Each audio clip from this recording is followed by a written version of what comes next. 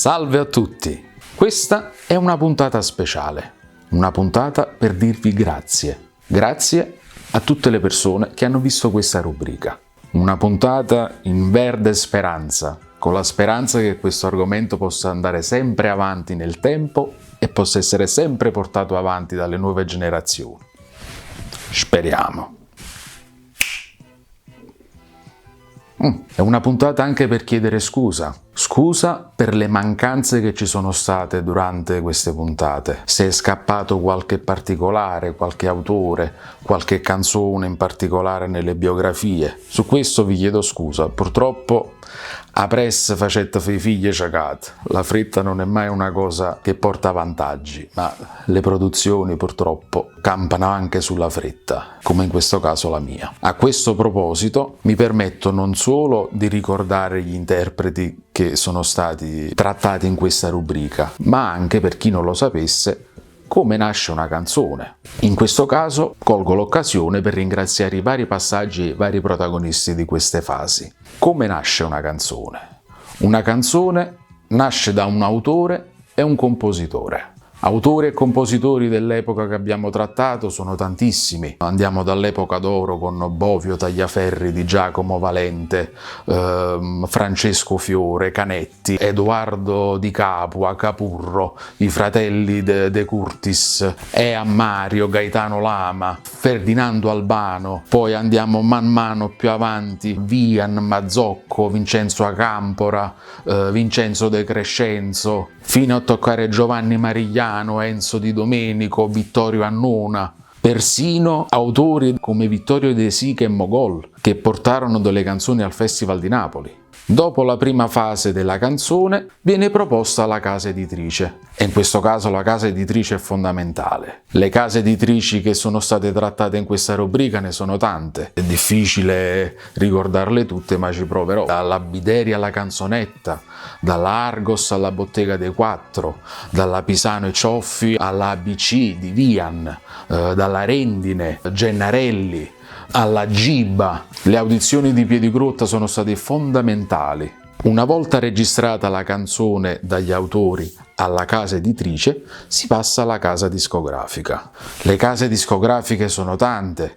Si parte dalla Phonotype, la storica Phonotype, per passare poi alla Voce del Padrone, alla Durium, alla Fonit, alla Cetra, alla Capitol, alla Vis Radio, alla Pathé, alla Zeus, tantissime. Chiedo scusa se ne dimentico qualcuna. Andatele a studiare e le leggete tutte quante.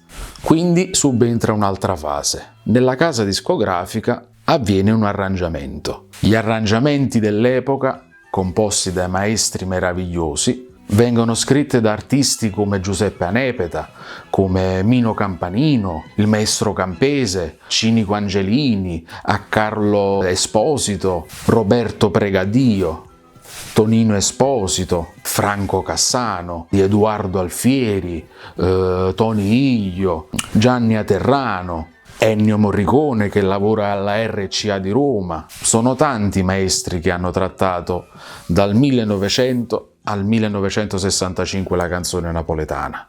Dopo questi passaggi si arriva all'ultima fase, il cantante. Ecco perché il cantante va a chiudere un ciclo che parte su carta dalla mente degli autori e arriva alla voce del cantante. Però guardate quante persone, quanti passaggi ci sono dietro una singola canzone. Poi ovviamente parte la pubblicità, parte la fortuna di chi ha una casa discografica e una casa editrice che ha più passaggi televisivi e radiofonici, arrivano le cover nel tempo, riprese da altri artisti che non sono i primi interpreti, addirittura delle canzoni riscoperte dopo decenni. Poi là purtroppo si mette la conoscenza del pubblico, che non ha sempre una grande infarinatura nell'argomento, però qua è un altro tipo di discorso. Con questa rubrica cerchiamo di fare informazione, non cerchiamo di far sentire soltanto la canzoncella e dire quello è più bravo di quello. No, se non esiste quella versione,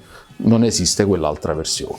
Cerco di essere il più neutrale possibile, cosa che è difficilissima. Questo è un argomento che, anche se man mano si sta diluendo nel mondo commerciale, andando a svincolarsi verso, da una parte, musica esterofila, quindi d'oltreoceano, dall'altra parte verso musica di una memoria che non ci appartiene, per una riscoperta del secolo scorso, che ben venga, un altro tipo di operazione storica necessaria. Però al centro ci sta un pubblico un pochino confuso. Questo non è più un repertorio soltanto da ascoltare, è un repertorio da salvare, e quel repertorio è stato portato avanti ed è stato presentato da alcuni interpreti che sono stati elencati in questa rubrica. Poi ripeto, il gusto del pubblico è molto vario e cambia, e delle volte è difficile assimilare quel tipo di interpretazione perché è passato un secolo. Però io qua sto parlando di storia, non di gusto musicale.